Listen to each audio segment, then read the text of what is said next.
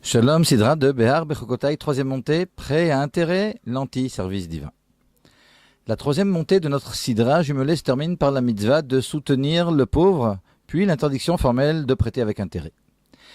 Cette interdiction est suivie de la pente mise en garde « Je suis l'Éternel votre Dieu qui vous a fait sortir d'Égypte », etc., afin d'être votre Dieu. Nos sages apprirent de cette juxtaposition « Quiconque accepte le joug de l'interdiction du prêt-intérêt accepte sur lui le Ol Malchut Shamaim, c'est-à-dire le joug divin. » Quel rapport y a-t-il entre ces deux sujets?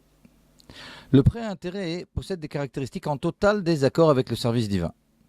En effet, la Torah et les mitzvot sont basés sur le principe de l'effort. L'efum tsara agra, nous disent nos sages. C'est-à-dire la récompense est en fonction de l'effort. Le but n'est pas d'avoir plus de connaissances que son voisin, mais de travailler et de s'efforcer. Il en est de même pour le mitzvot.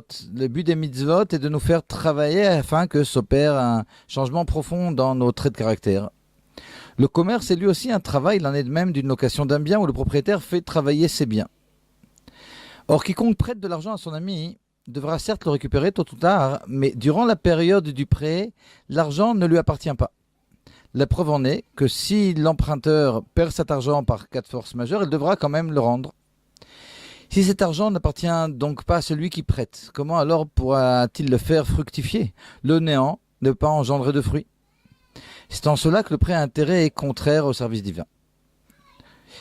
Le travail sur soi de l'homme qui s'abstient de recevoir des intérêts est par contre un réel travail. Il est donc évident que lui sera récompensé.